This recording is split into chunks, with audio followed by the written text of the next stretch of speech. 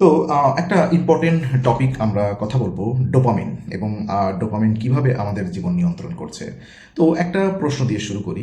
ধরেন আপনি মানে আপনি কি কখনো ঠিক করেছেন যে আজ 1 ঘন্টা ফোন ব্যবহার করব না? তারপর আপনি ফোনটা হাতে নিলেন শুধু একটা মেসেজ দেখার জন্য। হয়তো বা একটা রিলস দেখলেন, হ্যাঁ, তারপর আরেকটা, তারপর ইউটিউব শর্টে ঢুকে গেলেন, তারপর ফেসবুকে ঢুকে গেলেন। হঠাৎ দেখলেন 1 ঘন্টা ক্রস হয়ে গেছে। কিন্তু আশ্চর্যের বিষয় হলো, আপনি তো 1 ঘন্টা আগে ফোনটা ধরেছিলেন, এবং সেটা মাত্র একটা নোটিফিকেশন দেখার জন্য, একটা মেসেজ দেখার জন্য। তাহলে প্রশ্ন হলো, কে আপনার ফোনটা বারবার খুলতে বাধ্য করছে, বিভিন্ন অ্যাপ ভিজিট করতে বাধ্য করছে?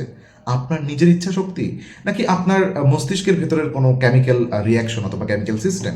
তো এখানেই কিন্তু ডোপামিন কথাটা চলে আসে। তো আজ মূলত আমরা কথা বলবো ডোপামিন আসলে কি, এবং কেন আমরা বারবার ফোন চেক করি, কেন সোশ্যাল মিডিয়া ছাড়তে কষ্ট হয়, কেন গুরুত্বপূর্ণ কাজের বদলে ছোট ছোট আনন্দের দিকে আমরা বেশি ছুটে যাই, ঝুঁকে যাই, এবং সবচেয়ে গুরুত্বপূর্ণ, ডোপামিন কি সত্যি আমাদের জীবন নিয়ন্ত্রণ করছে, নাকি আমরা ডোপামিন নিয়ন্ত্রণ করতে পারি? তো চলুন শুরু করি। আম, ব্যাপার হচ্ছে ডোপামিন আসলে কি। তো প্রথমেই একটা ভুল ধারণা দূর করি। অনেকেই মনে করে dopamine it's one kind of happiness chemical. মানে আপনি খুশি হলেই ডোপামিন বাড়ে। বিষয়টা এত সরল নয়। হ্যাঁ, ডোপামিন হলো মস্তিষ্কের একটা নিউরো ট্রান্সমিটার, যা মোটিভেশন, লার্নিং, রিওয়ার্ড প্রসেসিং এবং বিভিন্ন আচরণ নিয়ন্ত্রণে গুরুত্বপূর্ণ ভূমিকা রাখে। সহজ ভাষায় বললে, ডোপামিন অনেকটা আপনার মস্তিষ্কের এগিয়ে যাও, এটা গুরুত্বপূর্ণ সিগন্যাল, এরকম সিগন্যালের মতো কাজ করে। ধরুন, আপনি খুব ক্ষুধার্ত, হঠাৎ আপনার সামনে আপনার প্রিয় খাবার দেখা গেল, আপনার মস্তিষ্কে বলবো ওইদিকে যাও, খাবার খাওয়া শুরু করো। হ্যাঁ, হ্যাঁ।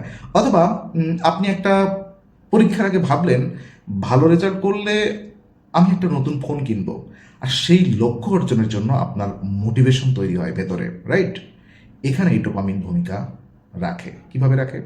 তো কিভাবে পরে বলছি। অর্থাৎ ডোপামিন শুধু আনন্দের ব্যাপার নয়, এটা আপনার কিছু চাইতে, খুঁজতে এবং বিশেষ করে অর্জন করতে সাহায্য করে। তাহলে ফোন এত আকর্ষণীয় কেন? এবার আপনার নিজের জীবনটা দেখুন। আপনি সকালে ঘুম থেকে উঠলেন, চোখ খুললেন, প্রথম কাজ কি? অনেকে বলবে, আমি তো ফোন দেখি। কেন?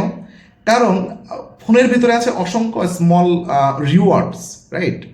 Notification, message, like, comments, new video, new reels, নতুন খবর, এবং সবচেয়ে যে গুরুত্বপূর্ণ ব্যাপারগুলো, আপনি জানেন না এর পরে কি হবে, কি নোটিফিকেশন আসবে, কি নতুন ভিডিও আসবে, কি রিলস আসবে, রাইট?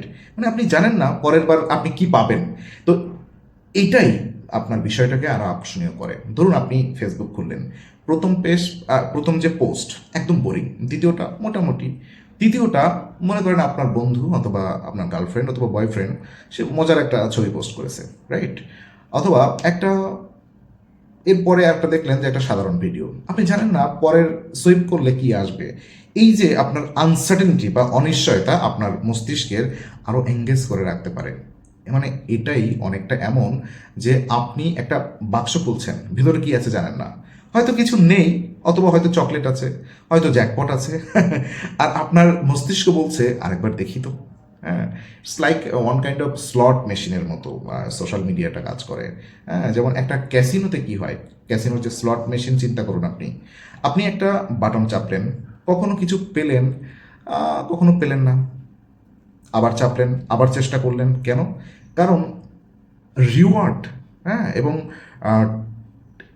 এই যে রিওয়ার্ডটা আপনি পাবেন, এই টাইমিংটা প্রেডিক্টেবল না, রাইট?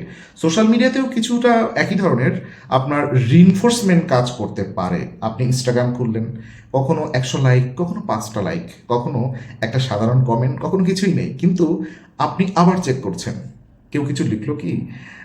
এই যে অপেক্ষাটাই গুরুত্বপূর্ণ, কারণ আপনার মস্তিষ্ক শুধু রিওয়ার্ড পাওয়ার জন্য নয়, হ্যাঁ, রিওয়ার্ড আসতে পারে এই প্রত্যাশার জন্য আচরণ করতে শেখে। হ্যালো, রিওয়ার্ড আসতে পারে এই প্রত্যাশার জন্য তার এত তড়িঘড়ি। তাই অনেক সময় নোটিফিকেশন না থাকলেও আমরা ফোন আনলক করি, তারপর দেখি কিছু নেই, আবার লক করি, 5 মিনিট পরে আবারও চেক করি। এটা সবার সাথেই ঘটে। হ্যাঁ, এই পোস্ট করার পরেই আমি দেখতে থাকি কয়টা ভিউ হচ্ছে, কয়টা লাইক হচ্ছে। ফোনটা যেন বলছে, ভাই এবার হয়তো কিছু আছে, আসুন আপনি খুলুন, আবার ফোনটা আনলক করুন। তো ডোপামিন আপনাকে কি শেখায়, এখানে একটা খুব গুরুত্বপূর্ণ বিষয় আছে। ডোপামিন আপনার মস্তিষ্ককে শেখাতেও সাহায্য করে। কোন কাজের পর কোন রিওয়ার্ড পাওয়া যায়। ধরুন আপনি পড়াশোনা করলেন 2 ঘন্টা, তারপর পরীক্ষায় ভালো রেজাল্ট পেলেন, তো মস্তিষ্ক কি শিখলো? পরিশ্রম, দেন রেজাল্ট, দেন রিওয়ার্ড। এটা ভালো লার্নিং। কিন্তু অন্যদিকে আপনি পড়তে বসলেন, মাত্র 10 মিনিট পর বিরক্ত লাগছে, আপনি ফোন খুললেন, একটা শর্ট দেখলেন, তারপর আরেকটা দেখলেন, তারপর কি হলো? একটা ফানি ভিডিও দেখা শুরু করলেন, আপনি সঙ্গে সঙ্গে একটা ছোট রিওয়ার্ড পেলে গেলেন, ভিডিও দেখে মজা পাচ্ছেন যে এটাই রিওয়ার্ড। তো মস্তিষ্ক কি শিখলো এখানে?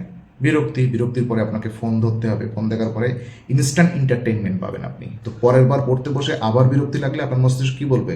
ভাই চলো ফোন দেখি, চলো ফোনে ঢুকি এবার। হ্যাঁ, এভাবে একটা হ্যাবিট লুপ ক্রিয়েট হয়, রাইট? তাহলে প্রশ্ন হচ্ছে, আমরা গুরুত্বপূর্ণ কাজ ফেলে রাখি কেন? এখানেই প্রোকাস্টিনেশনের সাথেও ডোপামিনের সম্পর্ক দেখতে পাবেন। গত ভিডিওতে আমরা প্রোকাস্টিনেশন নিয়ে কথা বলছি। ধরুন আপনার সামনে দুটো অপশন। অপশন এ 3 ঘন্টা বসে একটা কঠিন অ্যাসাইনমেন্ট শেষ করা, আর অপশন বি কি? 10 মিনিট ইউটিউব শর্ট দেখা। আপনি ডেফিনেটলি অপশন বি বেছে নেবেন। তার মানে কি? তার মানে এই নয় যে আপনি অলস মানুষ। আপনার মস্তিষ্ক খুব দ্রুত রিওয়ার্ড পাওয়া অপশনটাকেই বেশি অ্যাট্রাকশন করে। তো অ্যাসাইনমেন্টের রিওয়ার্ড অনেক পরে, শর্টের রিওয়ার্ড ইনস্ট্যান্ট পাবেন আপনি। তাই আপনার মস্তিষ্ক কি বলছে? ইনস্ট্যান্ট রিওয়ার্ডের জন্য খুবই সংবেদনশীল আপনার আপনার মস্তিষ্ক। এজন্যই আমরা বলি আগামীকাল থেকে পড়বো, আগামী সোমবার থেকে জিম করব। হ্যাঁ, আজকের শুধু একটা এপিসোড দেখবো, আর দেখা যায় সেই এপিসোড কখনো কখনো পুরো সিরিজ ফাইনাল করে দেখে ফেলেন আপনি। পুরো পুরো সিরিজটা আপনি দেখে ফেলেন, রাইট? এরকম হয়। তো ডোপামিন আসলে কি খারাপ? এটা একটা গুরুত্বপূর্ণ কোশ্চেন। তো একটা বড় ভুল করা যাবে না। ডোপামিন কোনো খারাপ কেমিক্যাল নয়, বরং ডোপামিন ছাড়া স্বাভাবিক মোটিভেশন, লার্নিং এবং অনেক গুরুত্বপূর্ণ আপনার যে মস্তিষ্কীয় সেরিব্রাল কাজ ঠিকভাবে চলবে না। সমস্যা ডোপামিন নয়, সমস্যা হলো আপনার আমরা কোন আচরণকে রিওয়ার্ড দিয়ে শক্তিশালী করছি। আপনি প্রতিদিন গেমিংকে রিওয়ার্ড করছেন, শর্ট ভিডিওকে রিওয়ার্ড দিচ্ছেন, জাঙ্ক ফুডকে রিওয়ার্ড দিচ্ছেন, আপনার এন্ডলেস স্ক্রলিং যেটা, ওটাকে রিওয়ার্ড দিচ্ছেন। এই যে প্যাটার্ন তৈরি করেন, তাহলে আপনার মস্তিষ্ক সেই আচরণকেই বারবার করতে চাইবে। অন্যদিকে আপনি যদি এক্সারসাইজ, লার্নিং, আপনার creative works, goal completion, script writing, content writing, drawing, এগুলোকে অভ্যাসে পরিণত করতে পারেন। অর্থাৎ প্রশ্নটা আমরা আমার ডোপামিন অথবা আমাদের ডোপামিন কত এটা নয়, বরং প্রশ্ন হলো আমার মস্তিষ্ক কোন আচরণকে রিওয়ার্ড হিসাবে দেখছে, রাইট? তাহলে একটা বড় প্রশ্ন চলে আসে, ডোপামিন কি ডিটক্স করতে হবে? হ্যাঁ, এটা খুবই একটা জনপ্রিয় কন্টেন্ট, ইন্টারনেটে খুবই জনপ্রিয় একটা কথা, ডোপামিন ডিটক্স। কিছু বইও আছে এটা নিয়ে, দেখবেন। নাকি কিছুদিন social media, music, gaming, entertainment সব বন্ধ করে দিলেই ডোপামিন রিসেট হয়ে যায়। কিন্তু বিষয়টা এতটা সিম্পল না, কখনোই না। আপনার মস্তিষ্ককে একটা মোবাইল ফোনের মতো ভাববেন না যে সেটিংয়ে গেলেন, ডোপামিন অপশনে গেলেন, ওখান থেকে রিসেট দিলেন, ডান করে ফেললেন। না, ডোপামিন কোনো একটা খারাপ জিনিস নয় যেটাকে বন্ধ করে দিলেই সব ঠিক হয়ে যাবে। বরং বাস্তবসম্মত পদ্ধতি হলো আপনি আপনার এনভায়রনমেন্টাল এবং হ্যাবিট পরিবর্তন করুন। আপনার এনভায়রনমেন্ট, পরিবেশ এবং হ্যাবিটটা পরিবর্তন করুন। তো কিভাবে আপনি ডোপামিন ড্রিভেন ডিস্ট্রাকশন কমাবেন? প্রথমত, স্টেপ 1, নোটিফিকেশন কমিয়ে দিন। প্রতিটা নোটিফিকেশন আপনার অ্যাটেনশনের দরজায় নক করে, তাই যেগুলো জরুরি নয় বন্ধ করুন আজ থেকে। 2, ফোনকে চোখের সামনে রাখবেন না। আপনি পড়ছেন, ফোনটা টেবিলের উপরে, আপনি ফোন ব্যবহার না করলেও আপনার অ্যাটেনশনের একটা অংশ ফোনের দিকে চলে যেতে পারে, তাই গুরুত্বপূর্ণ কাজের সময় ফোন অন্য জায়গায় রাখুন। 3, বড় কাজকে ছোট করুন। আজকে পুরো বই পড়ব, এটা শুনে মস্তিষ্ক ভয় পেতে পারে, বরং বলুন শুধু 10 মিনিট পড়ব। শুরু করাটা অনেক সময় সবচেয়ে কঠিন, একবার শুরু হয়ে গেলে কাজ চালিয়ে যাওয়া সহজ হতে পারে। 4, ইনস্ট্যান্ট রিওয়ার্ড একটু ডিলে করুন। ধরুন আপনি 30 মিনিট পড়াশোনা করলেন, তারপর 10 মিনিট ইউটিউব, অর্থাৎ ওয়ার্ক আপনি রিওয়ার্ডে পরিণত করলেন। মস্তিষ্ক ধীরে ধীরে শিখতে পারে পরিশ্রমের পরেও রিওয়ার্ড আসে। 5, বোরডম যেটাকে এটাকে সহ্য করতে শিখুন, বোরিং ব্যাপারটাকে। এটা খুবই গুরুত্বপূর্ণ। আজ আমরা সামান্য বোরিং হলেই ফোন বের করি। লিফটে দাঁড়িয়ে আছি, ফোন। বাসের জন্য অপেক্ষা করছি, ফোন। ট্রেনের জন্য অপেক্ষা করছি, ফোন।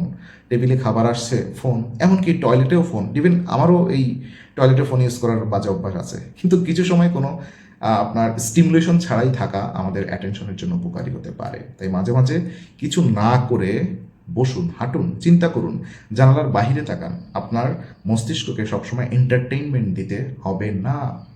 সবচেয়ে গুরুত্বপূর্ণ বিষয় কি জানেন? ডোপামিন যেটা আমরা কথা বলছি আপনাকে নিয়ন্ত্রণ করছে, এই কথাটা পুরোপুরি ঠিক নয়। বরং আপনার রিপিটেড বিহেভিয়ার, এনভায়রনমেন্ট এবং রিওয়ার্ড সিস্টেম একসাথে আপনার আচরণকে প্রভাবিত করছে। আপনি যদি প্রতিদিন আপনার অ্যাটেনশন ছোট ছোট ইনস্ট্যান্ট রিওয়ার্ডের পেছন দিয়ে দেন, তাহলে বড় লক্ষ্যগুলোর জন্য অ্যাটেনশন দেওয়া কঠিন হয়ে যেতে পারে।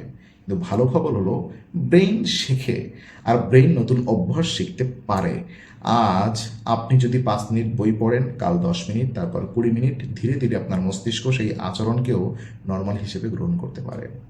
তাহলে আজকের ভিডিও থেকে একটা বিষয় আপনি অবশ্যই মনে রাখবেন, ডোপামিন আপনার শত্রু নয়, এটা আপনার মস্তিষ্কের গুরুত্বপূর্ণ একটা সিস্টেম। কিন্তু আপনি প্রতিদিন কি করছেন, কোন কাজের পর রিওয়ার্ড পাচ্ছেন, কোন জিনিস আপনার অ্যাটেনশন বারবার চুরি করছে, এসব আপনার আচরণকে প্রভাবিত করতে পারে। তাই আজ একটা ছোট্ট এক্সপেরিমেন্ট করুন। আগামী 24 আওয়ার্স লক্ষ্য করুন আপনি কখন অকারণে ফোন আনলক করছেন, কখন কাজের মাঝখানে সোশ্যাল মিডিয়া খুলছেন, কখন বিরক্ত হলে এন্টারটেইনমেন্ট খুঁজছেন। আর প্রতিবার নিজেকে একটা প্রশ্ন করুন, আমি কি সত্যি এটা চাইছি, নাকি আমি নাকি আমরা, নট আমি, ব্রেইন শুধু পরের রিওয়ার্ড করছে। হয়তো এই একটাই প্রশ্ন আপনার নিজের অ্যাটেনশন সম্পর্কে অনেক কিছু বুঝিয়ে দেবে। আর এখন আপনার জন্য আমার প্রশ্ন, আপনার সবচেয়ে বড় ডোপামিন ট্র্যাপ কোনটি? Social media, gaming, YouTube shorts, food, online shopping, নাকি অন্য কিছু? কমেন্টে শুধু একটা শব্দ লিখুন, দেখি আমাদের মধ্যে সবচেয়ে বড় ডোপামিন ট্র্যাপ কোনটা। এবং ডেফিনেটলি কৌতূহলী থাকুন, নিজের মস্তিষ্ককে বুঝুন, আর শেখা বন্ধ করবেন না। আপনি শিখতে থাকেন, আম, ভুল সঠিক কিছুটা শিখতে থাকেন। একটা সময় দেখবেন যে আপনার এই মানে ডোপামিন ডিটক্স, এটাই ডোপামিন ডিটক্স। ডোপামিন ডিটক্সের জন্য কোনো ওষুধ হয় না। মানে এগুলো আপনি বই পড়া শুরু করুন, ভালো ভালো কন্টেন্ট দেখা শুরু করুন, ভালো ভালো আর্টিকেল পড়া শুরু করুন, এই অটোমেটিক্যালি আপনার ডোপামিন ডিটক্স করে দিবে। ডোপামিন ডিটক্সের জন্য আলাদা কোনো ওষুধ খাওয়ার দরকার নেই, আলাদা কোনো ধ্যান করার দরকার নেই, পাহাড়ে যাওয়ার দরকার নেই, কোনো গ্রন্থাগারে যাওয়ার দরকার নেই। আপনি নিজেই এখন অনলাইনের যুগে ঘরে বসে সব কিছু করতে পারবেন। তোকে ভালো লাগলে অবশ্যই কমেন্টে জানাবেন। আর নেক্সট ভিডিও কোন টপিকের হতে পারে আপনারা অবশ্যই কমেন্টে জানান, কী নিয়ে কথা বললে আপনাদের জন্য সেটা আরও ফ্রুটফুল হয়।